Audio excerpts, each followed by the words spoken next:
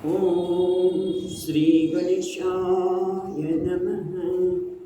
ઓમ પુરુષોત્તમ ભગવાન કી જય.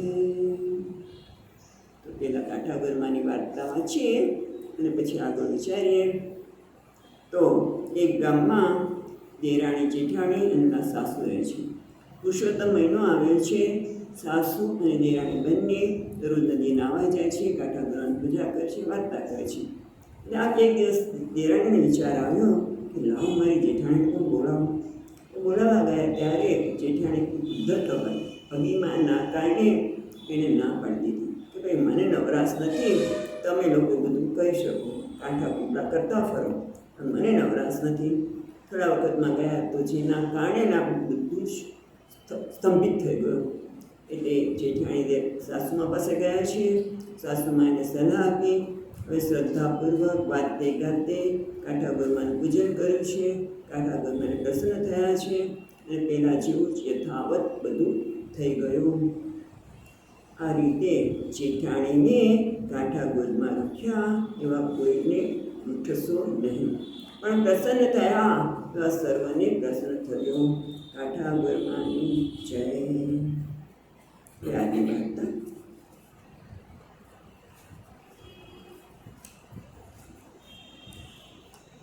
પુરુષોત્તમ મહિનો આવ્યો.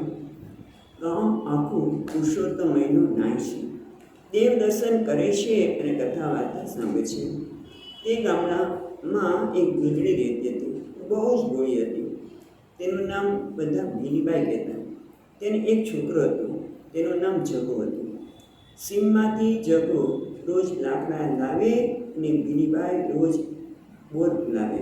તેમાંથી બંને પોતાનું ગુજરાન ચલાવે. પુરુષોત્તમ મહિનો કરીએ તો કંઈક દાન દક્ષિણા તો દેવી જોઈએ ને. એટલે ભીલીબાઈ પાસે તો શું હોય, પણ સીમમાંથી રોજ જે બોર લાવે, પછી પાકા બોર લઈને નદીએ નાહવા જાય. નાહી ધોઈને નદી કાંઠે બેઠેલા બ્રાહ્મણને મોટી દાણાને બદલે મોટી બોર આપે. કાઠાગરનું પૂજન કરી ત્યાં પણ બોર મૂકે. સાંજે કથા સાંભળવા જાય ત્યાં પણ બોર મૂકે. પછી રોજ પુરુષોત્તમ પ્રભુને પ્રાર્થના કરે, હે પુરુષોત્તમ સ્વામી, જેવી રીતે તમે સબરીના બોરથી પ્રસન્ન થયા, તે મને પણ બોરથી પ્રસન્ન થઈ મારું અને મારા છોકરાનું કલ્યાણ કરજો. ભીલીબાઈએ પુરુષોત્તમ મહિનામાં એક પણ બોર વેચ્યું નથી. બોર ઉપર ગુજરાન ચાલતું હોવા છતાં બધા બોર દાન દક્ષિણામાં અને બ્રાહ્મણ બાળકોને રાજી કરવામાં ભીલીબાઈ વાપરી નાખ્યા છે. રાજાને મન સોના બોરની જેટલી કિંમત હોય તેટલી જ ભીલીબાઈને મન બોરની કિંમત હતી. તેને મન બોર એટલે સર્વસ્વ હતું અને સર્વસ્વના દાનથી પ્રભુ જરૂર રીઝશે એવી એને અખૂટ શ્રદ્ધા પણ હતી. યાદૃશી ભાવના યસ્ય સિદ્ધેર ભવતી તાદૃશી, એટલે કે જેની જે પ્રકારની ભાવના હોય ભગવાન એની ભાવના પૂરી કરવા તૈયાર છે. આજે પુરુષોત્તમ મહિનાનો છેલ્લો દિવસ છે. સૌ યજમાનો બ્રાહ્મણો જમાડવાની પ્રેરણા પડ્યા છે. છેલ્લો દિવસ હોવાથી બ્રાહ્મણો શોધ્યા મળતા નથી. એમાં મને ભીલીબાઈને પણ એક બ્રાહ્મણે જમાડવાનું મન થયું. નદી કાંઠે નાહી ધોઈ ભીલીબાઈ જે બ્રાહ્મણને જમવાનું કહે તે બ્રાહ્મણ તું શું જમાડવાની હતી એમ કહીને ચાલી જાય છે. કોઈ એનું નહોતું સ્વીકારતું નથી. ભીલીબાઈ તો બે હાથ જોડીને બ્રાહ્મણને જમવાની વિનંતી કરી રહી છે, પણ કોઈ તેના ઘરે જમવા તૈયાર થતું નથી. એક તો ભીલી અને વળી તેવડ વળી, પછી એના ઘરે કોણ જમવા જાય? છેવટે ભગવાન સ્વયં બ્રાહ્મણ રૂપ લઈને ત્યાં આવ્યા અને ભીલડીને ઘેર જમવા તૈયાર થયા. ભીલીબાઈએ તાંસરી વેચીને વિપ્ર માટે પાકું સીધું લાવ્યું છે. ત્રણેય માટે ભૂદેવે રસોઈ બનાવી. રસોઈ બનાવતા પ્રભુએ ભીલીબાઈને સાથે મીઠી વાત કરતા જાય છે. હે ભીલીબાઈ, કાલ તમારા જગાના માટે રાત દરબારમાંથી માગવું આવે તો? વિપ્રય રૂપી ભગવાને બોલ્યા, હે બાપજી, શું કહો છો? મારા જગા માટે રાત દરબારમાંથી માગવું? ભીલી તો હરકેલી થઈને બોલી, આહા, રાજા પોતાની દીકરીને માટે કોઈ તમારા દીકરાને પસંદ કરશે. પ્રભુ મોં મરકાવીને કહેવા લાગ્યા, એવું જ રીતે બને? ગોરબાપા ઘોડી ભીલડી આશ્ચર્યથી બોલી ઉઠી, તમને પુરુષોત્તમ ભગવાન પ્રસન્ન થયા છે અને તમારા વ્રતનું ફળ આપવા માગે છે. ભગવાને કહ્યું, રામ તો બ્રાહ્મણમાં છે અત્યારે, તો તમારા મોઢામાં ગોળ, મારા ગોરબાપા, હું હવે તમને આજ નહીં જવા દઉં. કાલે જજો, અને જો એવું થાય તો તમને 1 મહિનો લાખ જમાડું. વળી હે ગોરબાપા, જો રાજાની દીકરી મારા ઘરમાં આવે તો એને રાખું કેમ? તેને ખવડાવું શું? તેને સાચું સી રીતે? મારે રહેવા ઘર નથી અને ખાવા ચાર નથી. મારે તો રાજાને ના જ પાડવી પડે ને. દિલીબાઈ નિરાશ થઈ ગઈ. જોજે, ના પાડતી. હા, મોર હશે તો પીછા નહીં મળે. બધાય સારાવાના થશે, તું તારે હા પાડી દે છે, પછી થઈ પડશે. પ્રભુએ હિંમત આપતા કરી. પછી તો ભગવાનને પ્રેમથી રસોઈ બનાવી, પોતે જમ્યા અને ભીલીબાઈને તથા છોકરાને પણ ખવડાવ્યો. હોળી ભીલીબાઈએ દક્ષિણામાં પ્રભુને પણ ભોર આપ્યા અને રાત રોકાવ્યા. હવે આ બાજુ પાસેના એક ગામના ભીલ રાજાને એકને કુરી હતી. તે પણ પુરુષોત્તમયનો નાતી હતી અને મનગમતા પતિ માટે પ્રભુને પ્રાર્થના કરતી હતી. તેને સ્વપ્નમાં દર્શન આપી પ્રભુ આજ્ઞા કરી કે પ્રાતઃકાળમાં પૂર્વ દિશામાં દરવાજો ખોલતા જે પ્રથમ નગરમાં પ્રવેશે તેને તું પતિ તરીકે સ્વીકારજે, એમાં તારું કલ્યાણ છે. પુત્રીએ તરત જ ઉઠીને માતા પિતાને પોતાના સપનની વાત કરી. માતાએ વાત રાજાને કરી. રાજાએ તરત જ પૂર્વ દિશામાં દરવાજે આવીને કોણ પેલો પ્રવેશે છે તેની રાહ જોવા માંડી. આ બાજુ નિત્યના નિયમ મુજબ ભીલીબાઈનો દીકરો જગો વહેલો ઉઠીને પોતાના ગામથી આ પાસેના ગામમાં હારો વેચવા આવ્યો. પૂર્વ દિશાના દરવાજા પાસે આવ્યો. ત્યાં સમય પ્રમાણે દરવાજો ઘડ્યો અને તરત જ જગો અંદર બેઠો. જેવો તે અંદર બેઠો તેવો જ રાજાએ તેને ચાંદલો કર્યો અને સેવકો સાથે રાજ દરબારમાં લાવવામાં આવ્યો. જગાના દેખાવ જોઈને રાજાને દુઃખ થયું કે આવા મૂર્ત્યા સાથે દીકરીને સ્ત્રી તે વરાવી. પણ કુંવરીનો નિશ્ચય હતો કે પ્રભુની આજ્ઞા પ્રમાણે જ કરવું. પછી રાજાએ જગાને પોતાની સાથે રથમાં બેસાડી ભીલીબાઈ પાસે આવી તેના દીકરા વેરે પોતાની કુંવરી બનાવવાની વાત કરી. ભીલીબાઈ તો કેલી થઈ ગઈ. રાજાના ગયા પછી ગોરબાપાનું વચન સત્ય થયું માની તેમને અછો વાના કરવા લાગી. પછી રાજાએ ઘડિયા લગ્ન લીધા છે. ભીલીબાઈએ પણ આ બાજુ દીકરાનું લગ્નની તૈયારી કરવા માંડી. ભીલીબાઈએ પણ લગ્નની તૈયારી કરવા માંડી. ગોરબાપાના રૂપમાં રહેલા પ્રભુએ હવે રજા માંગી, પણ ભીલીબાઈએ જવા દે ખરી. ભીલીબાઈએ તો હવે દીકરાને પરણાવી આપવાની હક લીધી અને જ્યાં સુધી પુત્ર પરણીને ઘેર ના આવે ત્યાં સુધી ગોરબાપાને રોકાઈ જવા માટે ખોળો પાથરવા લાગી. પ્રભુ રોકાઈ ગયા. હવે તો લગ્ન દિવસ આવી પહોંચ્યો છે. ભગવાને ભીલીબાઈને કહ્યું, તમે ગામમાં જઈને માયા મોહબ્બત માગીને ઘરું લઈ આવો. હું તમારા જગાને નવડાવી ધોવડાવીને તૈયાર કરું છું. પછી ભીલીબાઈ ઘરમ લેવા ગયા અને ભગવાને જગાને નવડાવ્યો. જેવો જગાને નવડાવ્યો કે તરત જ તેનું રૂપ બદલાઈ ગયું. જગો તો કામદેવના અવતાર જેવો બની ગયો. તેનું વરરૂપ કોણ જેને ક્યાંય નાસી ગયું.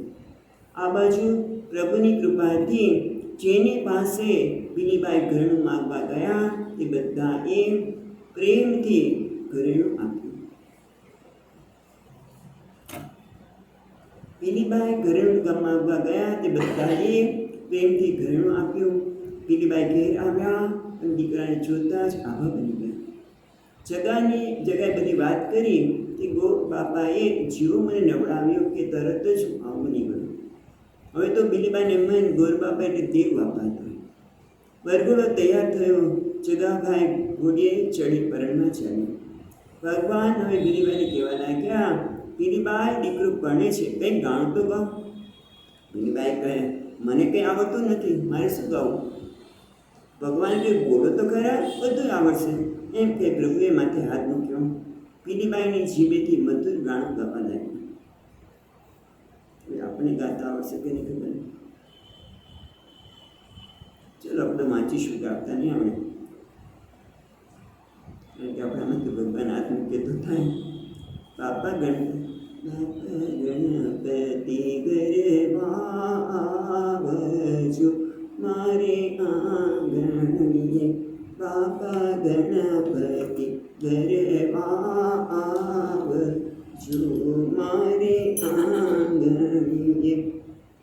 નહીં સીધી બુદ્ધિને સાથ આવો મારે આંગણીએ. આજ મારો દીકરો પરણી રહ્યો મારે આંગણીએ, આજ મારો દીકરો પરણી રહ્યો મારે આંગણીએ. પાડો નિર્વગને ટાણું મારું આવો મારે આંગણીએ. પીલીબાઈએ તો સરસ રીતે ગાયું. ભૂદેવ ભગવાન બોલ્યા.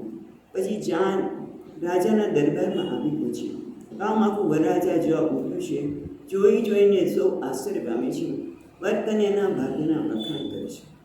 જે સમય અનુસાર વરરાજા લગ્ન મંડપમાં પધાર્યા એ વખતે સાસુજી પોખવા આવ્યા એટલે ગોરમાના રૂપમાં રહેલા ભગવાન બોલ્યા, પીલીબાઈ કંઈક ગાવ તો ખરા, તમારો દીકરો પોખાય છે.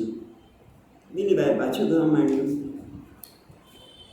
અને ચાંદડીઓએ છીનવા લાગ્યા.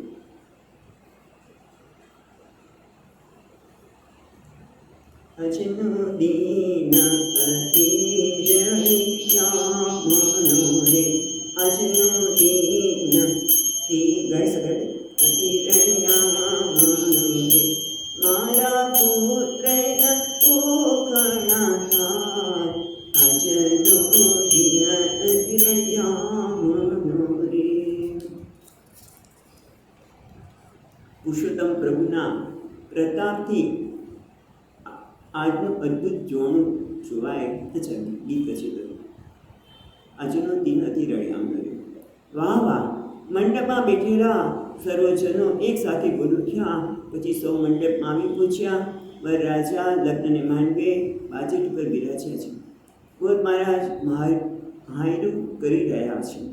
સુમૂર્ત શુભ લગ્ન ક્ષેમ કલ્યાણ તથા સમય વર્તે સાવધાન થઈ રહ્યું છે. ચાંદને શરબત અને પાન પીલા અપાઈ રહ્યા છે.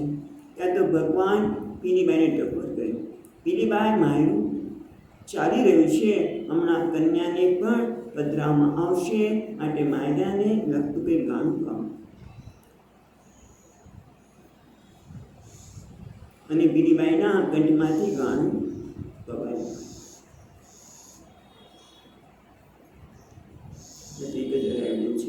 ત્યાં તો સમય વર્તે સાવધાન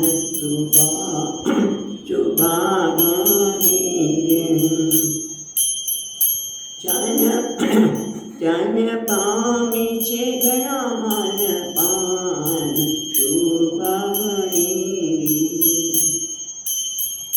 વરરાજા બેટા છે મારા માય શુભાગણી. તેરી કન્યાને પધરાવી ત્યાં શુભાગણી. વાહ પીલીબાઈ વાહ, આ તો તમારા હકનો કંઈ પાર નથી. પીલીબાઈ નીચું જોઈને હસી રહ્યા છે. માયરા પછી ચોરી વગેરે બધું પતી ગયું. ભાતના ભોજન પણ પતી ગયા અને જ્યાંને વિદાય આપવાનો સમય આવ્યો. ભૂદેવના રૂપમાં રહેલા ભગવાન કહે હવે જ્યાં વિદાય થાય છે, માટે છેલ્લું કંઈક સંભળાવી દો. પીલીબાઈ કહે લ્યો ત્યારે સાંભળો. હું તો વિવાની રીત ન જાણી, મેં તો રાજાની કુંવરીને આવી રે, જેને દીદી છે પોતાની બેટી રે, તેની ગરદન હંમેશા બેઠી રે. બસ બસ વારે ભરી ભાઈ, તમે તો કમાલ કરી. મહેમાન પણ બરાબર દાખવ્યું. આમ હસતા હસતા જ્યાંને વિદાય દીધી, જ્યાં પોતાના ઘર પાસે જ્યાં આવી ત્યાં તો છાપરાની જગ્યાએ રાજમહેલ જેવી હવેલી જોઈ પીલીબાઈ હરખેલા થઈ ગયા. પછી પીલીબાઈએ આખા ગામને જમાડ્યું, કારણ કે મહેલમાં ધન ધાન્યનો કંઈ ભાર નહોતો. આમ સૌને જમાડ્યા પછી છેલ્લે ભીલીબાઈ, તેનો દીકરો, રાજાની કુરી અને ગોર બાપા રૂપે રહેલા ભગવાન જમવા બાકી છે. પછી ભીલીબાઈ કહેવા લાગ્યા, ચાલો ગોર બાપા, હવે આપણે જમી લઈએ, કારણ કે મારી ફૂલ છે બહુ હજી સાવ ભૂખી છે. ભગવાન કહેવા લાગ્યા, તમે બધા જમી લો, હું નદી સ્નાન કરીને આવું છું. પણ ભીલીબાઈ ન માન્યો. જ્યાં સુધી તમે નહીં આવો ત્યાં સુધી તમે નહીં ખાઈ. એમ કે પ્રભુને નાવા જવાની રજા આપી. ભગવાન તો નાવાના બહાને અદૃશ્ય થઈ ગયા. આ બાજુ સાંજ પડી, રાત પડી, પણ ગોર બાપા રૂપી ભગવાન આવ્યા નહીં. ભીલીબાઈ ગોર બાપાને શોધવા નીકળ્યા છે. ચારે બાજુ તપાસ કરી, નદી, તળાવ વગેરે જોયા, પણ ક્યાંય ગોર બાપા મળ્યા નહીં. ભીલીબાઈને નિશ્ચય કર્યો કે ગોર બાપાના પ્રતાપે લીલાધેર થઈ ગયા છે. તે ગોર બાપા ખાધા વગર ખોવાય જાય અને આપણે ખાઈ લઈએ તો આપણે ધિક્કાર છે. ભીલીબાઈ તો અંચળ છોડ્યા છે, સાથે દીકરા અને ગોગે પણ ઉપવાસ આદરે છે. આખી રાત ગોરનું અને ગોવિંદનું ત્રણેય રટણ કર્યા કરે છે.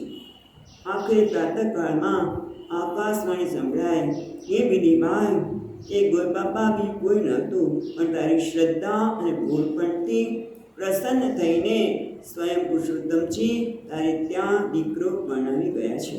માટે અફસોસ કર્યા વગર ખાઈ લે, હવે ગોર બાપા નહીં આવે. ભીલીબાઈ તો રડી પડ્યા. હાય હાય, ગોર બાપા પોતે જ ભગવાન હતા. આટલું કરવા છતાં હું કેમ એમને ઓળખી ન શકી? મને ધિક્કાર છે. હવે તો પ્રભુ દર્શન આપી અમને પાવન કરે તો જ ખાવું છે, નહીં તો નથી ખાવું. બધું જ તમારા હાથ. પછી બધું જ મારે માટે હરામ છે. આખરે ભીલીબાઈની દ્રઢતા અને પ્રેમ જોઈને પ્રભુ પ્રગટ થયા.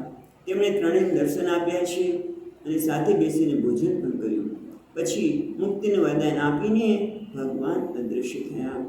ભગવાન ભીલીબાઈને ફળ્યા એવા સૌને ફળજો. પુરુષોત્તમ ભગવાન કી જય.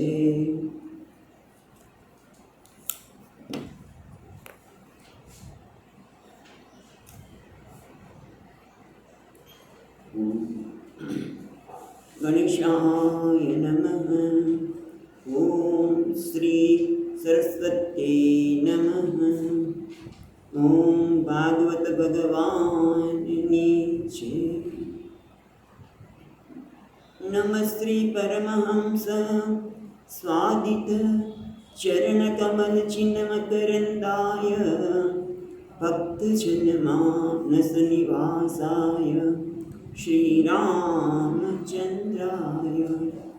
વાગીસા યસ્ય વદને લક્ષ્મી યસ્ય ચ વક્ષસી યસ્યાસ્તે હૃદયે સંવિત તમ નૃસિંહં ભજે. સચ્ચિદાનંદરૂપાય વિશ્વોત્પત્યાદિહેતવે તાપત્રય વિનાશાય શ્રીકૃષ્ણાય વયં નમઃ. નારાયણં નમસ્કૃત્યં નરં ચૈવ નરોત્તમં દેવીં સરસ્વતીં વ્યાસં તતો જયમુદીરયે. શ્રીકૃષ્ણાય વાસુદેવાય હરયે પરમાત્મને પ્રણતક્લેશનાશાય ગોવિંદાય નમો નમઃ. યં પ્રવચन्तમનુપેત્ય અપેતકૃત્યં દ્વૈપાયનો વિહરકાદર આજુહાવ. પુત્રેતિ તન્મયતયાતરવો વિનેन्दુ तं સર્વભૂતહૃદયં નિમાનતોऽસ્મि.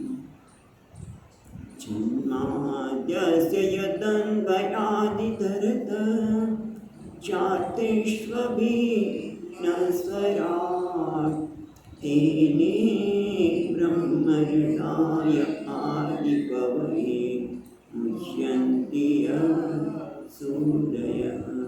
तेजो वारिमृदां यथा विनिमयो यत्र त्रिसर्गो वृषा ताम्नां स्वेन सदा निरस्तकुहकं सत्यं परं धीमहि। नमो भगवते तुभ्यं वासुदेवाय धीमहि प्रद्युम्नाय निरुद्धाय नमः संकर्षणाय। नमो भगवते वासुदेवाय।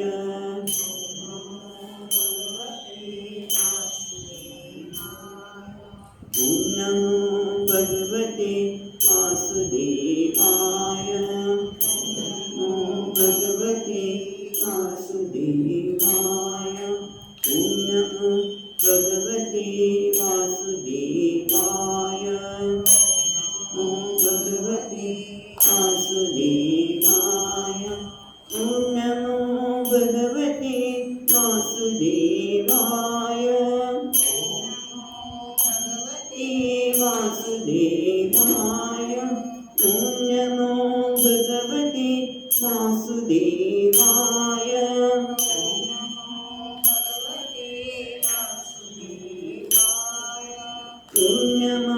भगवते वासुदेवाय। नमो भगवते वासुदेवाय।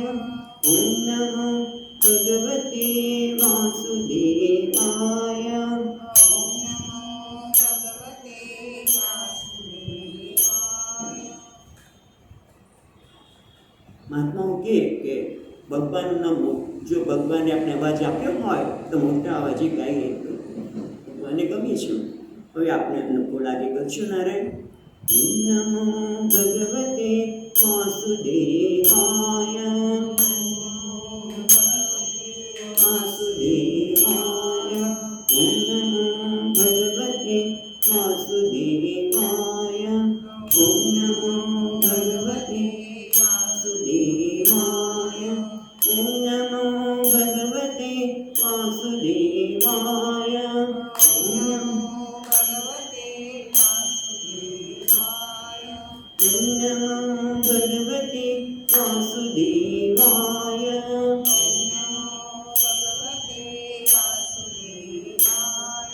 नमो भगवते वासुदेवाय. नमो भगवते वासुदेवाय.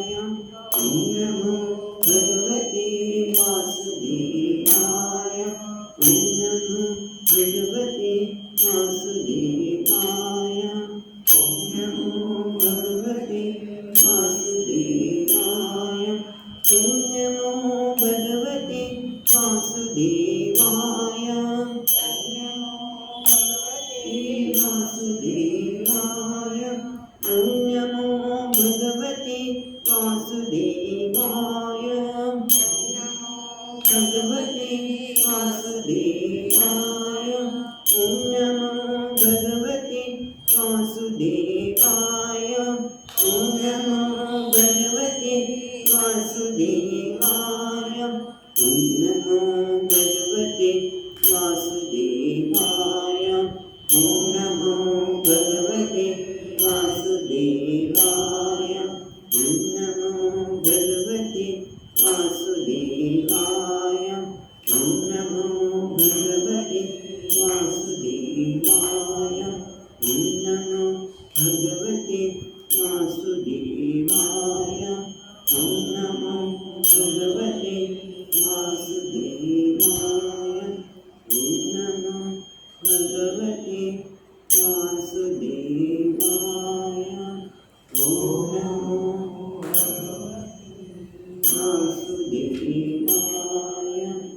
ओम नमो भगवते वासुदेवाय. ओम नमो भगवते वासुदेवाय.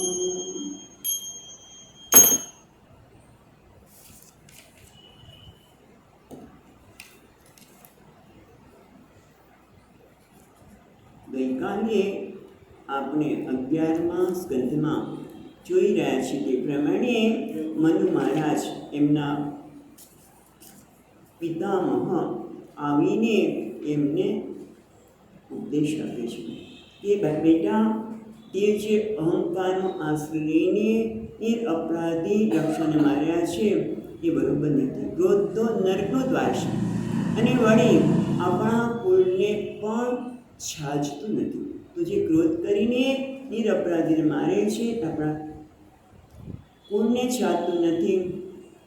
અને તે એક તારા ભાઈ માટેના પ્રેમના કારણે એક યક્ષે માર્યો તારા ભાઈને, પણ તે તો કેટલા બધા નિરપરાધી યક્ષોને માર્યા છે. આ સાધુ પુરુષોનો માર્ગ નથી. જે ભગવાન ઋષિકેશને છે સત્પુરુષોનો માર્ગ નથી બેટા. માટે પ્રાણી માત્રમાં વસતા અને મહાદુઃખની આરાધી શકાય એવા પરમાત્માને તે બાલ્યકાળમાં તો આરાધના કરી છે. એમને પાસેથી વિષ્ણુનું જે પરમ પદ છે એને મેળવ્યું છે અને અત્યારે તો આ પ્રકારે કરે છે. તો સત્પુરુષો જે વ્રત આચરણ કરે છે કેવું હોય છે? સત્પુરુષો કોને કહેવાય? તો કે જેના હૃદયમાં શરૂઆતમાં ભગવાન શ્રી હરિ માટે સહિષ્ણુતા, કરુણા, ભગવાન સર્વત્ર વ્યાપ છે.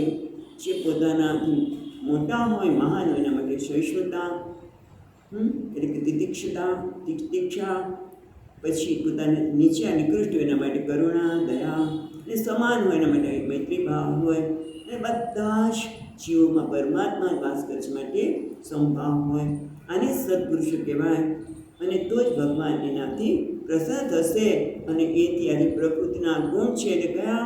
આ સ્થૂળ શરીર, સૂક્ષ્મ શરીર, લિંગ શરીર, એ બધાથી તું મુક્ત થઈ જઈશ. એના પ્રભાવમાંથી મુક્ત થઈ જઈશ તો શું થશે? પરમ આનંદની પ્રાપ્તિ થશે. અને એટલું જ નહીં, તું જેને તારો ભાઈ કહે છે ને એ ભાઈ કોણ છે? માતા કોણ છે? તારા સંબંધો કયા છે? તો કે આ દેહ સાથે જોડાયેલા છે. અને આ દેહ તો પંચમહાભૂતનો બનેલો છે. અને બે પંચમહાભૂતના પુરુષ અને સ્ત્રીના સંયોગથી બીજા સ્ત્રી પુરુષ સર્જન થાય છે. પંચમહાભૂતથી વિશેષ કંઈ છે નહીં.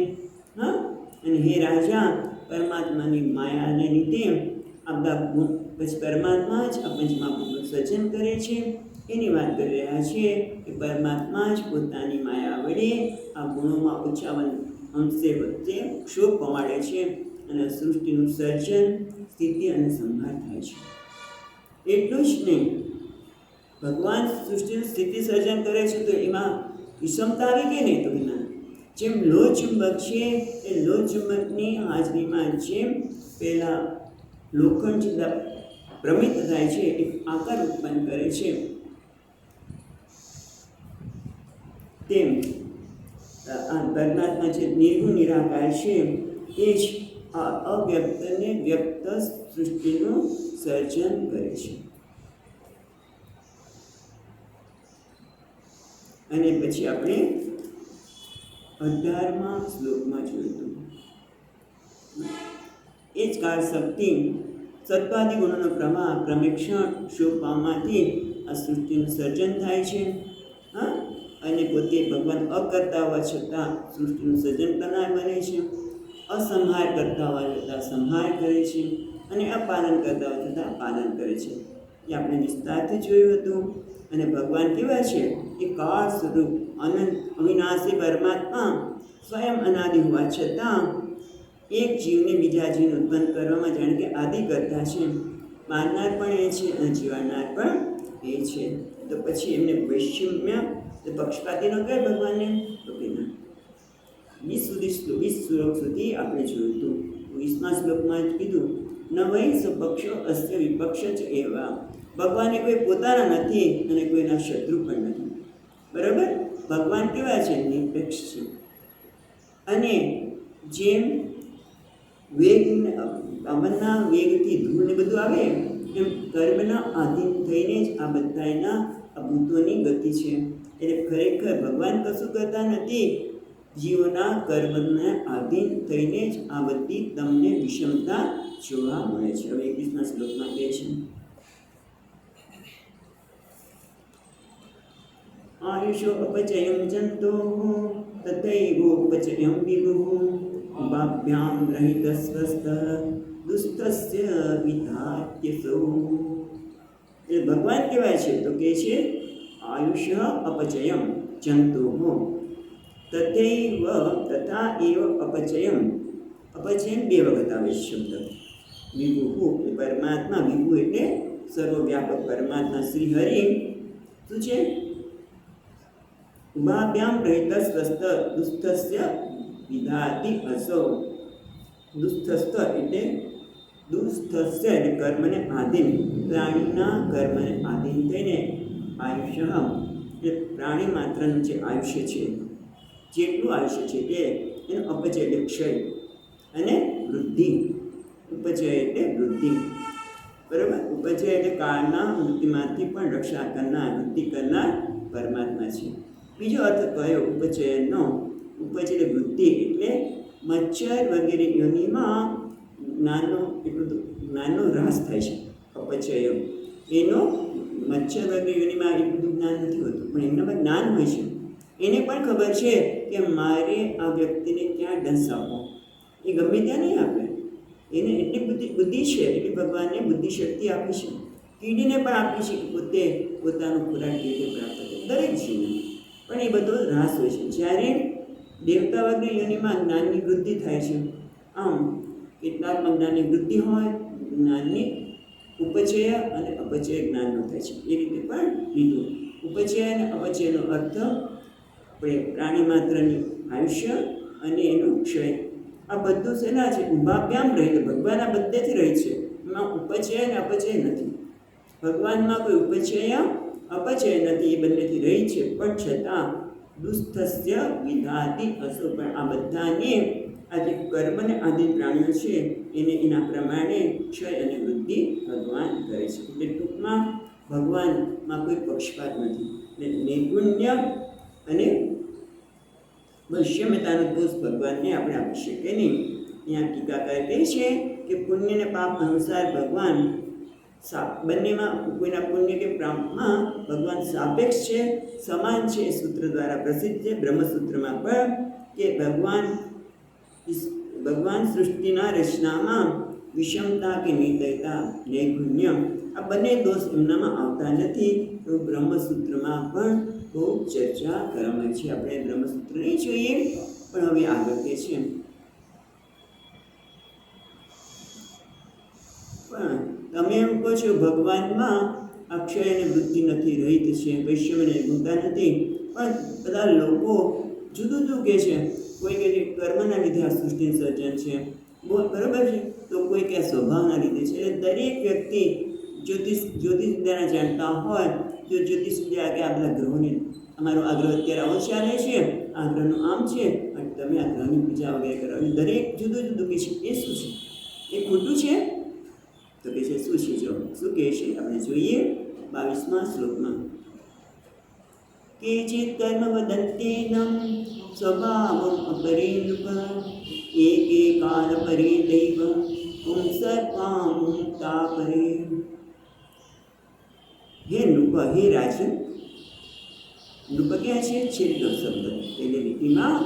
હે રાજન, કેચિત કર્મ વદંતી એનમ. એનમ આને પરમાત્માને કેટલા તો એમ જ કે આ કર્મ લીધે છે. પણ મીમાંસક લોકો છે એમ કે બધું કર્મ લીધે છે. કર્મ તમે જેવા કર્મ કરશો એવું તમને મળશે, એટલે કર્મના લીધે છે. તો કહે છે સ્વભાવ અપરે. અને કેટલાક લોકો કહે છે આ ભગવાનનો સ્વભાવ છે, આ પ્રકૃતિનો સ્વભાવ છે. દેવસ્ય સ્વભાવ. કોણ? 4 વાક્ય. જે દેહને જ આત્મા માને છે એ લોકો 4 વાક્ય છે કે આ સ્વભાવ છે.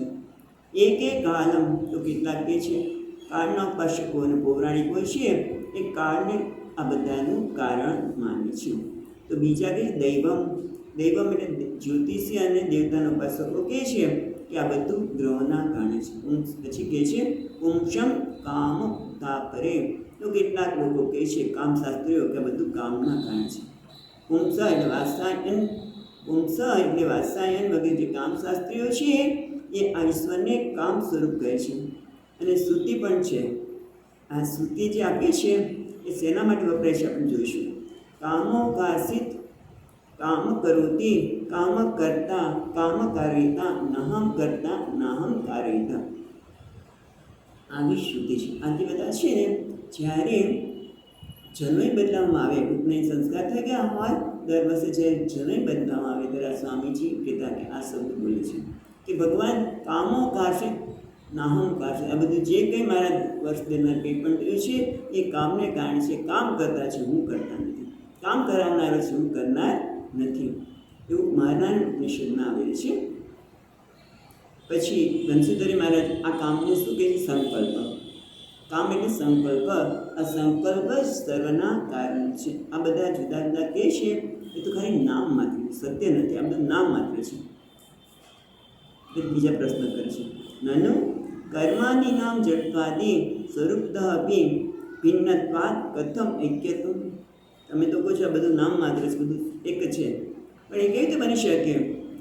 કારણ કે જડત્વ વગેરે સ્વરૂપને કારણે કર્મ, સ્વભાવ, કાળ, દૈવ અને કામ બધા જુદા જુદા પ્રકારના હોવાથી એક જ સંમતિ છે એવું તમે કેમ કહો છો? તો કહે છે પછીના શ્લોકમાં 23મો શ્લોક, અવ્યક્તસ્ય પ્રમેયસ્ય નાનાશક્ત્યુદયસ્ય ચ નૈવ ચિકિત્સિતં તાત કો વેદાથ સ્વસંભવમ. તો 23મા શ્લોકમાં કહે છે, હે તાત, હે તાત, અવ્યક્તસ્ય અપ્રમેયસ્ય નાનાશક્તિ ઉદયસ્ય ચ ન વૈ ચિકિત્સિતં કો વેદ અથ સંભવમ.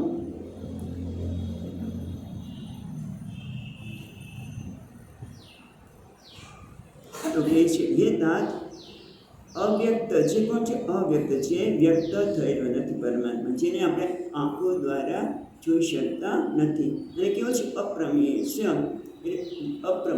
પ્રમેય એટલે વિષય, અપ્રમેય એટલે બુદ્ધિ દ્વારા જેનો વિષય થતો નથી તે એવા પરમાત્મા નાના શક્તિ ઉદયસ્ય ચ યસ્ય ચ, એ પરમાત્મા જુદી જુદી એટલે મહદાદી શક્તિઓ વડે, મહદાદી શક્તિઓ જેનામાંથી ઉદય છે થઈ છે, ઉત્પન્ન થઈ છે, એવા અવ્યક્ત અને અપ્રમેય પરમાત્મા નવૈ ચિકિત્સિતમ, ચિકિત્સિતમ એટલે કર્તુમ ઇષ્ટમ, તે શું કરવા માગે છે? તે છે અવ્યક્ત અને અપ્રમેય ઈશ્વર કરવા ઈચ્છે કોઈ પણ એ શું કરવા માગે છે આપણે કોઈ જાણતા નથી. ન વેત્થ, કોઈ જાણી શકતું નથી. કારણ કે કોણ જાણી શકે? તો ભગવાન પોતે છે, એને જ ખબર છે મારે શું કરવાનું છે. આપણે કંઈ ખબર ન પડે કે સ્વયં સંભવમ, સ્વયં એટલે જે પોતે જ પ્રાદુર્ભાવ થયો છે પોતાનો, એટલે કે છે તે પરમાત્મા જાણે. એટલે કે છે યસ્માત તમ સાક્ષાત ભગવાન કો વેદ, ભગવાનને કોણ જાણી શકે શું કરવા માગે છે? કોઈ કંઈ કામ, કોઈ કર્મ, એ બધું બરાબર છે, પણ ખરેખર ભગવાન તો અવ્યક્ત છે, અપ્રમેય છે. એની અનેક શક્તિઓ દ્વારા આ બધું ઉત્પન્ન થયેલું છે, મહદાની શક્તિઓ દ્વારા. એટલે એ શું કરવા ઈચ્છે છે એ આપણે જાણી શકીએ નહીં. આવું કંઈ યાદ આવે છે ભગવદ્ ગીતામાં? ભગવાનની દિવ્ય વિભૂતિના સંદર્ભમાં અર્જુન કહે છે ત્યારે કહે છે, સ્વયં એવ આત્માનમ વેત્તમ પુરુષોત્તમ.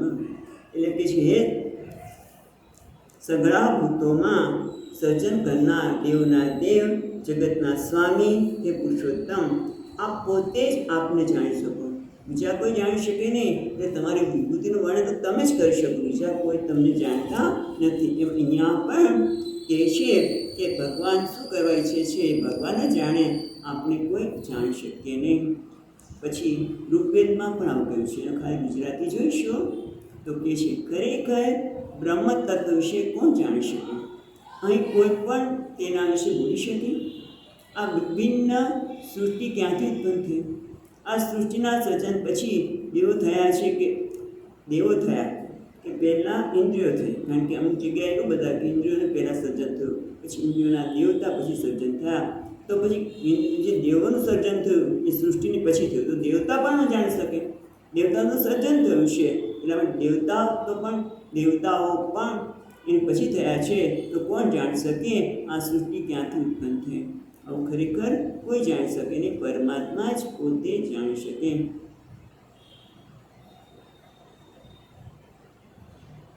શ્વેતાસત્ર ઉપનિષદની પણ વાત કરી છે અહીંયા કે ભગવાનની સ્વાભાવિક જ્ઞાન અને શક્તિથી આ બધું ઉત્પન્ન થયું છે. ચાલો આગળ છે. ત્યારે ઈશ્વરની વાત કરી ત્યારે પ્રાસંગિક રીતે હવે ધ્રુવજીને મનુ મહારાજ કહે છે શું? ન ચેત પુત્ર ગર્ભાતુ અંતારા ધનદાનુગા વિસર્ગા દાનયોસ્તાત વંશો દૈવમ હિ કારણમ ન ચ એતદ ભ્રાતુ હંતારમ. અને શું કહે છે? પુત્રક, એ શબ્દ બહુ સુંદર છે. પુત્રક પેલા એ શબ્દ છે. એ પુત્રક એટલે પુત્ર અને ક એટલે સુખ. જે સુખ આપે એનું નામ પુત્ર. બરાબર? જે સુખ આપે એનું નામ પુત્ર. અને તું તો કયો છે? સુખાકારીઓ પૌત્ર. એવું સંબોધન કરીને કહે છે પુત્રક. ખરેખર હિંસા વગેરે કર્મથી પુત્ર તો છે સુખ આપનાર, પણ તું જે કર્મ કર્યો છે એના લીધે અમને કોઈને સુખ મળતું નથી. એવો ભાવ અહીંયા હોવાથી પુત્રક કહે છે. ન ચ એતદ પુત્રક ભ્રાતુ હંતારમ ધનદ અનુગા. હા, ધનદ એટલે કુબેર છે, ધન આપનાર. કુબેરજીના જે અનુચરો છે એ તારા ભાઈના હણના તો નથી. શું છે? નિસર્ગ દાનયો તાત. તાત પછી પુત્ર હે વત્સ એ તાત પુંસો દૈવમી કારણમ. વિસર્ગ જન્મ અને આદાન એટલે મૃત્યુ. આદાનયો મૃત્યુ અને જન્મ. હા, વિસર્ગ એટલે સૃષ્ટિ અને આદાન એટલે સંહાર. કાં તો જન્મ અને મૃત્યુનો વિસર્ગનો અર્થ વિસર્ગ અને આદાનનો અથવા તો વિસર્ગ એટલે સૃષ્ટિ અને આદાન એટલે સંહાર. એ કોને આધાર છે? દૈવમ હિ કારણમ. એના માટે તો ભગવાન જ કારણ છે, દૈવ જ કારણ છે, ઈશ્વર જ કારણ છે. એટલે તું જે અત્યારે કુબેરના અનુચરો તે હણી નાખ્યા ને એ તો એનાથી તારા પિતા કે પિતા કોઈ પ્રસન્ન થાય નહીં. આમ હોવા છતાં આગળ કહે છે મહારાજ. સ એવ વિશ્રમ સૃજતિ છે એવાવતી હંતિ છે તથાપિ હન્યકર્તારા નાચ્યતે ગુણ કર્મ વિધિ.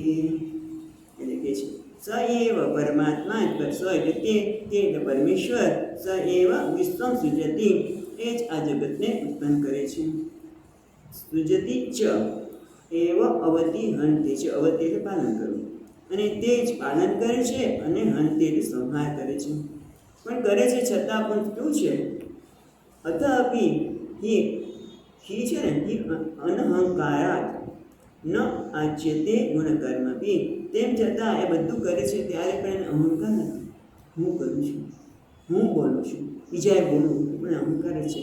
આજે ભગવાને સરસ કીધું, ભગવાને લીધા કે આપણે જ્યારે ઓમ નમો ભગવતે વાસુદેવાય બોલતા હતા ત્યારે પછી બોલાયું અંદરથી, તરત જ ભગવાન લીલા કહે છે બોલું તો બોલ, તું તો ભગવાનનું નામ દે, શું કામ બીજા બોલે કે ન બોલે? રેકોર્ડિંગ થવું તો થાય, ન થાય તો શું ફેર પડવાનું છે તને? એ શું છે? અહંકાર હતો ત્યારે. અહીંયા કહે છે કે એ અહંકાર પણ હોય છે. તરત જ ભગવાન એ અહંકાર તને શોધતો નથી. અહીંયા પણ કહે છે અથાપિ અનહંકારાત ન આચ્યતે ગુણકર્મભિ. અહંકાર ભગવાન અહંકારી હોવાના કારણે આ ગુણ અને કર્મથી તો નિર્ણય કરે છે. પોતે કોઈ દેખાયમાન થતું નથી. એટલે ભગવાન સર્જન પાલન અને સંહાર કરતા હોવા છતાં પણ એ કરનાર છે એવું પોતે માનતા નથી, માટે એનાથી દેખાયમાન થતા નથી. આગળ કહે છે 26મા શ્લોકમાં એશ ભૂતાત્મિ ભૂતાત્મા ભૂતેશો ભૂતભાવનઃ સ્વશક્ત્યા માયયા યુક્ત સૃજ્યતિ ચ પાતિ ચ.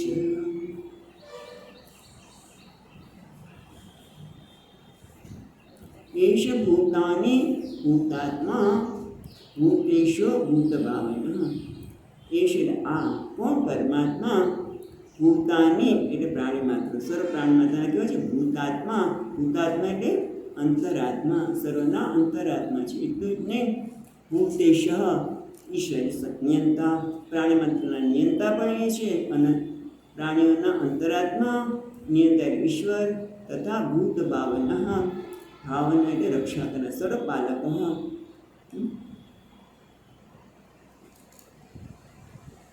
આ બધું હોવા છતાં પણ કેવા છે ભેદ રહિત, એમાં કોઈ ભેદ નથી. સર્વપાલક ભેદ રહિત સ્વશક્ત્યા માયયા યુક્ત, એ પોતાની માયા શક્તિથી જોડાઈને યુક્ત થઈ સૃજતી પાર્વતી છે. એટલે ભગવાન કેવા છે?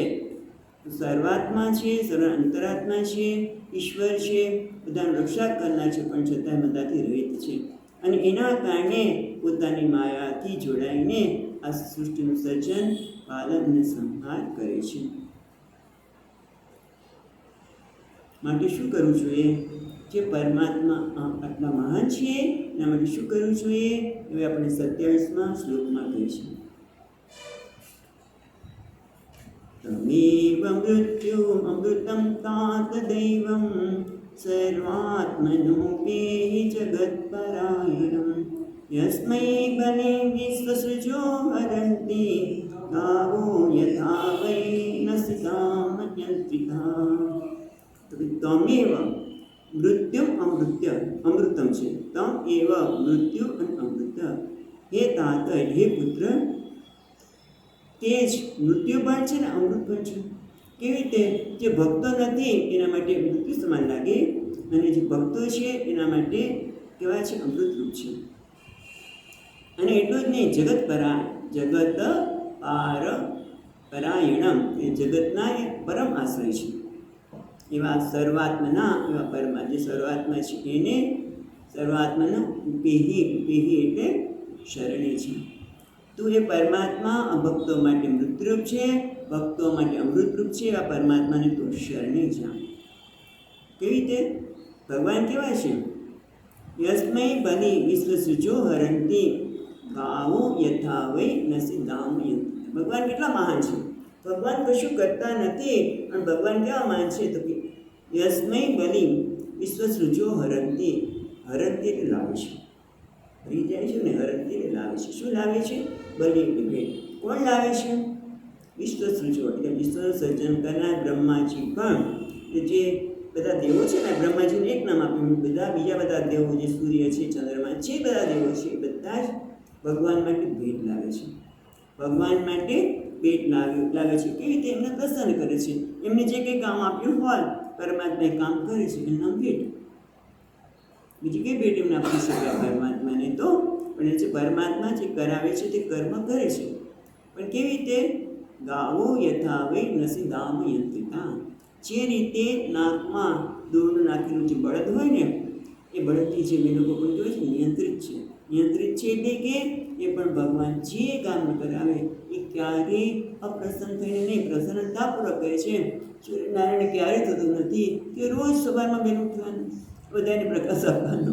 એક દિવસ તો રજા મળી છે ને, આજે ધોઈ દે લઈએ, એવું ક્યારેય નથી થતું. ચંદ્રમાને કે કોઈને પણ બધા જ ભગવાન જે કામ આપ્યું છે એ પ્રસન્નતાથી કરે છે. માટે તું એની આરાધના કર. અને તું આરાધના કરીશ ઉપેહી, ઉપેટ તને શરણે જા. અને શરણે જવાથી તને શું મળશે? એવા ભગવાનની મહાનતા બતાવી, એના શરણે જવાનું કહ્યું, એની આરાધના કરવાનું કહ્યું, તો એનાથી શું મળશે? તો કે છે 28મા શ્લોકમાં પંચવર્ષો જનનીં તમ વિહાય માતુઃ સપત્ન્યા વચસા ભિન્નમર્મા વનમ ગતસ્તપસા પ્રત્યગક્ષમ આરાધ્ય દેવે મૂર્ધની પદમ ત્રિલોક્યા. આમ તો આરાધના કરવાનું કહે છે, પણ ખરેખર તો યાદ અપાય છે કે તું જ્યારે 5 વર્ષનો હતો ને, જે બાળક 5 વર્ષનો હતો ત્યારે જનનીં તમ વિહાય, તે માતાને છોડી દીધી. અને માતુસ્ત પત્ન્યા, અને માતાની શો એટલે કે અપરમાતા ના વચન ભિન્ન મર્મા, જે મર્મને છેદી નાખે એવા વચન સાંભળીને તું વનમાં માને છોડીને વનમાં ગયો. અને પ્રત્યેક અક્ષર આરાધ્ય, જે પ્રત્યક્ષ એટલે પ્રત્યેક અક્ષર એટલે અંતર્મુખ અક્ષર ઇન્દ્રિયોને બાળી લીધી. અંતર્મુખ ઇન્દ્રિયો બનાવીને વિષયોથી મનમાં બાળીને, અને જો એને ક્રિયા વિશેષણ, પ્રત્યક્ષની ક્રિયા વિશેષણ કહીએ તો ઇન્દ્રિયો નિરોધ જે રીતે થાય એ રીતે તે ઇન્દ્રિયો ઈશ્વરને આરાધ્ય, એવો પણ અર્થ થાય છે. પણ તું વનમાં ગયો અને પ્રત્યેક અક્ષર આરાધ્ય દેવે મૂર્ધની પદમ ત્રિલોક્યા, તે ઇન્દ્રિયોનો નિરોધ કરીને પરમાત્માનું આરાધના કરી, અને એના કારણે તને શું મળ્યું? 3 લોક મુક્તના મસ્તક ઉપર જે વિદ્યમાન પદ છે એને તે સ્થાનને તે પ્રાપ્ત કર્યું. આગળ આને શું કીધું? વિષ્ણુ પરમમ પદ એ વાત કરી. જે હરિનું ધ્યાન કરનાર છે ભગવાનનું એ કેવા હોય છે એ પણ કહે છે, અને એ તું હતો જ એટલે કહે છે તમેન મંગાત્મનિવૃત્ત વિગ્રહે વ્યપાશિત નિર્ગુણમેકમક્ષરમ આત્માનમિચ્છન્તિ મુક્તમાત્મદૃક યસ્મિન નિદમ ભેદ સત્તતીયતે. એટલે કહે છે તમ એ અંગ તમે અંગ છે ને તમે તમ એનમ અંગ આત્મની મુક્ત વિગ્રહે વ્યપાશિત. વ્યપાશિત એટલે આત્મની એટલે મનમાં વ્યપાશિત રહેલા પરમાત્મા એ અંગ હે પ્રિયધુ કેવું? આત્મની મુક્ત વિગ્રહે. મુક્ત વિગ્રહનો અર્થ તો કે છે વિગ્રહ એટલે કલહ. વિગ્રહ એ તો આ વિગ્રહ કરવાનું છોડી દે, કલહ કરવાનું છોડી દે, એટલે કે વેરભાવ. એટલે વેરભાવ રહિત વિમુક્ત વિગ્રહે એટલે વેરભાવ રહિત. એ ધ્રુવ તું વેરભાવ રહિત થઈને આત્મની મનમાં રહેલા પરમાત્માને તું જ આત્મદૃક અંતર્મુખ દ્રષ્ટિવાળા બનીને આત્માભિક થઈને કોઈ આરાધના કરી? નિર્ગુણમ છે વ્યપાશિતમ. નિર્ગુણ બીજી લીટીમાં નિર્ગુણમ એકમ અક્ષરમ. એક નિર્ગુણ જે એક અક્ષર પરમાત્મા છે. અક્ષર એટલે જેમાં કોઈ પ્રકારનો ક્ષય નથી, વિકાર નથી, એવા પરમાત્માને તે આરાધના કરી. કેવી રીતે? આત્માન અનવિચ્છિન્ન. કારણ કે અનવિચ્છિન્ન આગળ જે હતું ને એની સાથે આગળનો શ્લોક છે એમાં અનવિચ્છિન્ન નહોતું બતાવી દે, એમને ખોડી કાઢે. આગળ જે કોઈ પરમાત્મા કહેવાય છે કે જે તપતાથી તે આટલું મહાન પદ પ્રાપ્ત કર્યું, એને તું આ રીતે શોધી નાખ, એને પ્રાપ્ત કર. આમ તું પ્રાપ્ત કરી થશે. પણ છતાં અહીંયા મનુ મહારાજ કહે છે હે પ્રિય ધ્રુવ, વેરભાવહીન બનીને મનમાં રહેલા એ નિર્ગુણ અદ્વિતીય અવિનાશી અને નિત્ય મુક્ત તેમજ જેનામાં આ ભેદભાવવાળી પ્રપંચ છે ને કેવો છે? આત્મા નિચ્છન વિમુક્ત આત્મદૃક. છેલ્લી લીટીમાં કહે છે યસ્મિન ઇદમ ભેદમ છે ને, યસ્મિન નિદમ છે ને, યસ્મિન ઇદમ ભેદમ અસત તૃતીયતે. જેમાં આ બધું જે ભેદભાવ દેખાય છે એ તો કેવો છે? અસત છે. આ પ્રપંચ છે અસત હોવા છતાં દેખાય છે. એનામાં પરમાત્મામાં જ આ પ્રપંચ છે ભેદભાવવાળો છે. મારા તારા એ બધું જ દેખાય છે એ પરમાત્મા દેખાય છે. એ શું છે? એ અસત છે. અસત પ્રત્યે તે એવા સર્વના આત્માને આત્મા દ્રષ્ટિવાળા બનીને એમને તું શોધ. એ કાર કર. આ મારવાનું તું ક્યાં કર્યું? કર્યું જ છે પહેલાં તે, પાછું અત્યારે આમાં ક્યાં ફસાઈ ગયો અને ભગવાને ભૂલી ગયો છું એવું પણ આનો અર્થ નીકળે કે તું ભગવાનની યાદ કર. અને પછી બહુ સુંદર આપે છે, આપણે જોઈએ જેટલું જોઈ શકીએ સમય પ્રમાણે. તો હવે આ 30મા શ્લોકમાં કહે છે તમ પ્રત્યેગાત્મને તદા ભવન્ત્યનંત આનંદ માત્રા ઉપપન્નમ સમસ્ત સત્તો ભક્તિમ વિધાય પરમાં સનૈકૈરવિદ્યા ગ્રંથિ વિદેશ્યસી મમામિતિ પ્રરૂઢમ. તમ પ્રત્યેગાત્મને તદા ભગવતી અનંત આનંદ માત્રા ઉપપન્નમ સમસ્ત શક્તો. આ પ્રમાણે તું એનું અન્વેષણ કરીશ ને ત્યારે તમ આ રીતે કીધું ને અનવિચ્છા તું એમને શોધ, એમને અન્વેષણ કરીશ ત્યારે તું પ્રત્યેક આત્માની એટલે બધાનો આત્મા સર્વાંતર્યામી ભગવતી અનંત ભગવાન કહેવાય છે અનંત અને આનંદ માત્ર પરમાનંદ માત્ર છે અને ઉપપન્ન સમસ્ત શક્તિઓ એટલે સર્વ શક્તિથી ઉત્પન્ન સમસ્ત શક્તિઓથી સંપન્ન એવા ભગવાન વિશે પરમ ભક્તિ કરીને ભક્તિ વિધાય તું પરમ ભક્તિ કર્યા પરમાત્મા માટે અને એના પ્રભાવથી શું થશે? ભક્તિ વિધાય પરમા એમના માટે અત્યંત પ્રેમપૂર્વક એમની ભક્તિ કર.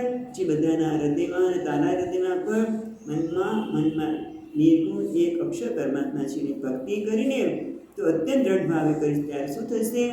સનકૈહિ અવિદ્યા ગ્રંથિ બેસી ધીમે ધીમે વિદ્યારૂપી ગ્રંથિ નાશ પામશે. કઈ ગ્રંથિ અવિદ્યાની? તો કે છે મમ અહમિતિ પ્રરૂઢમ, હું અને મારું છે અત્યંત રટ થઈ ગયું છે. એટલું બધું રૂપ થઈ ગયું છે કે એને જરાક ઠેસ પણ લાગે ને તો આપણે ડિસ્ટર્બ થઈ જાય.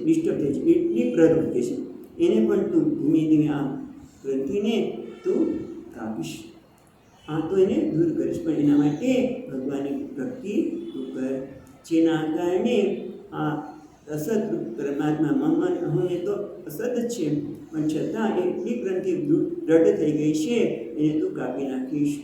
આટલો ઉપદેશ આપ્યા પછી એને પાછો ટૂંકાણમાં સંક્ષેપમાં કહે છે. ઉપદેશનો સાર 2 શ્લોકમાં કહે છે.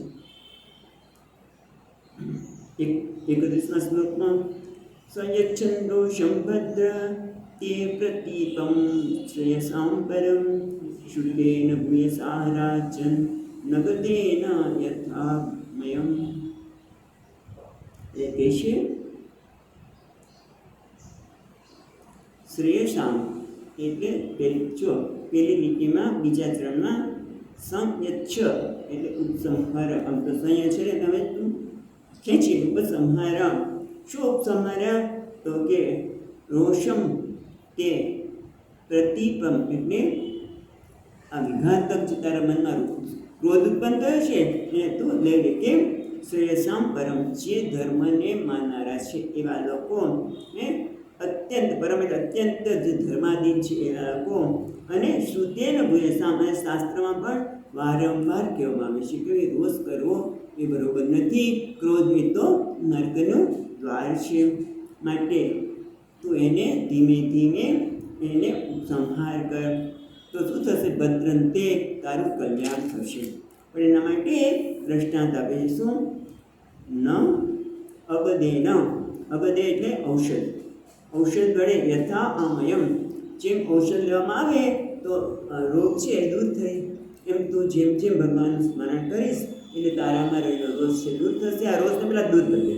આ ક્રોધને કરવા જેવું યોગ્ય છે જ નહીં. ધર્મશાસ્ત્ર પણ કહે છે, શ્રુતિ પણ કહે છે, માટે ત્યાગ કર, તારું કલ્યાણ થશે. જેમ આપણે ઔષધિ લેવામાં આવે તો રોગ દૂર થાય, એમ તારો પણ આ કયો અહંકાર રૂપી ગ્રંથિ છે પણ ધીમે ધીમે નાશ પામશે. અને એટલું જ નહીં, 32મા શ્લોકમાં કહે છે. આપણે એવું કરીએ આજનો આ 35 લઈને 5 મિનિટ કદાચ વધારે થાય તો આ અધ્યાય અભ્યાસ પૂરો થાય. અને બહુ મોટું નથી એટલા માટે, અને મોટું તો થઈ જઈ શકે. એનોપસૃષ્ટાત પુરુષાં લોક ઉદ્વિજેદૃશં ન બુદ્ધસ્તદૃશં ગચ્છેત ઇચ્છન ભયમાત્મનઃ. એન ઉપસૃષ્ટાત પુરુષાત લોકઃ ઉદ્વિજેદૃશં. એને એટલે જેના વડે રોષ વડે ઉપસૃષ્ટ વ્યાપ્ત પુરુષાર્થ જે લોક ક્રોધ કરે છે એના લીધે લોકો શું થાય? ઉદ્વિગ્ન થાય ને, પોતે ઉદ્વિગ્ન થાય ને બીજા થાય. અને ભગવાને ગીતાના 12મા અધ્યાયમાં શું કીધું? કે જેનાથી પોતે પણ ઉદ્વિગ્ન થતો નથી અને બીજા પણ ઉદ્વિગ્ન થતા નથી, એ જ મારું ભક્ત છે. એટલે અહીંયા કહે છે કે પોતાનાથી કોઈ ભય ન પામે અને પોતે પણ કોઈનાથી ન ભય પામે, એ રીતે અભયમ આત્મના ઈચ્છન. બીજી રીતેમાં કહે છે છેલ્લો છે વચ્ચે ઈચ્છન અભયમ આત્મના, પોતાના જે અભયને પ્રાપ્ત કરવા માગે છે આ બુદ્ધિમાન લોકો ક્રોધના શરણે જતા નથી. ક્રોધથી વ્યાપેલા મનુષ્ય લોકો જ ખૂબ ઉદ્વિગ્ન પામે છે, એટલે ક્રોધને વશ થવું જોઈએ. ન બુદ્ધય તદ્વશમ છે ને. બીજી રીતિમાં જે બુદ્ધિશાળી લોકો છે એ રોષને વશ થતા નથી, એટલે તારે ક્રોધને વશ થવું જોઈએ નહીં. પણ તારે જે ભક્તના લક્ષણ છે કે કોઈ પોતાનાથી ઉદ્વિગ્ન થાય નહીં, એટલે મારાથી પણ કોઈ ભય ન પામે અને હું પણ કોઈનાથી ભય ન પામું, એના એ જ તારા જીવનનું આચરણ હોવું જોઈએ.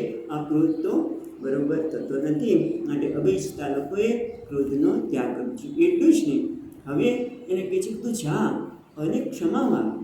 કોની માગવાની કહે છે?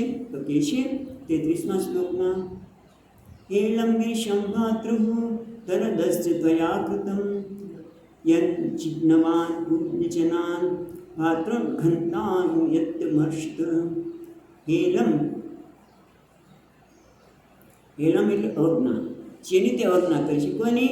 ગિરીશ ભાદ્રહુ ધનદસ્યમ. ભગવાન શિવજીના ભાઈ એટલે કે જેને ભાઈ તરીકે ભગવાને સ્વીકારે છે. એમના ભાઈ તો નથી પણ ભાઈ તરીકે એમને સ્વીકારે છે. અને ભાઈ જેટલું માન આપે છે કોને? ધનદર એટલે કુબેરને. ભગવાન શંકરના ભાઈ કુબેરની ના તો કુબેરના ભાઈ તરીકે સ્વીકાર્યા છે. તારે એની અવજ્ઞા, તારાથી એનાથી અવજ્ઞા થઈ ગઈ છે.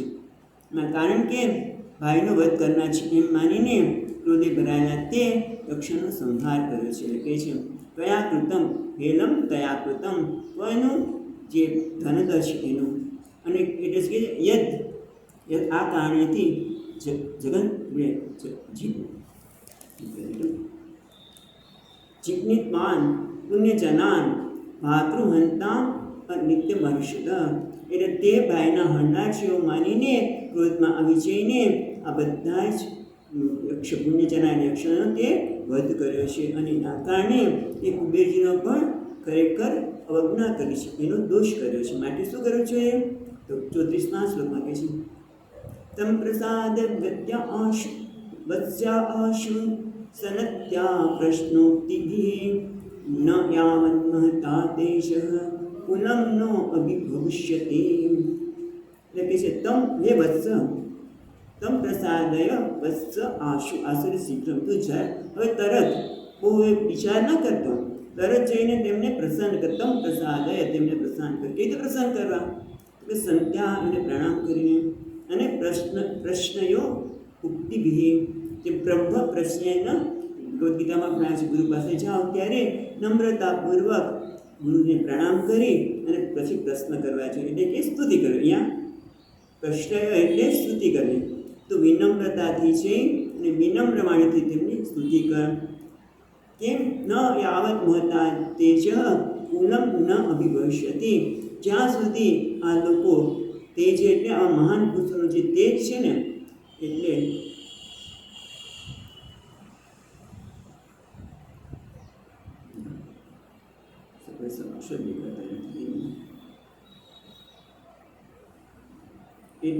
મહત્તમ એટલે લોકપાલ વગેરે જે છે એના તેજથી જ્યાં સુધી તારા પૂર્ણનો નાશ ન થાય એ પહેલાં તું તેની પાસે જા, એને પ્રણામ કર અને વિનમ્ર વાણીમાં તું સ્તુતિ કર. આ બધું કુબેરજીને ખબર છે.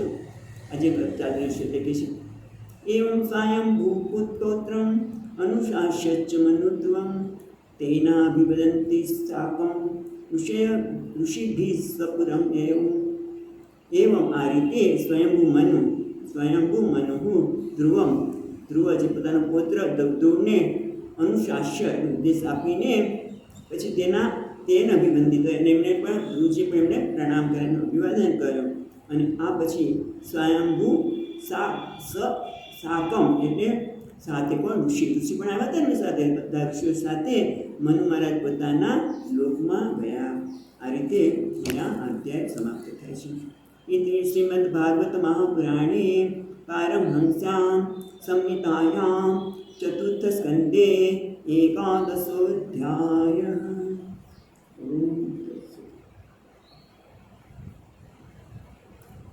सच्चिदानन्दरूपाय विश्वोत्पत्त्यादिहेतवे तापत्रयविनाशाय श्रीकृष्णाय वयं नमः। यं प्रवचन्तमनुपेत्य अपेतकृत्यं द्वैपायनो विहरकातर आजुभाव प्रेति तन्मयतया तरवो विनिन्दुः तं सर्वभूतहृदयं मुनिमानतोऽस्मि। ॐ शान्ति शान्ति शान्तिः। हरिः ॐ श्रीगुरुभ्यो नमः। हरि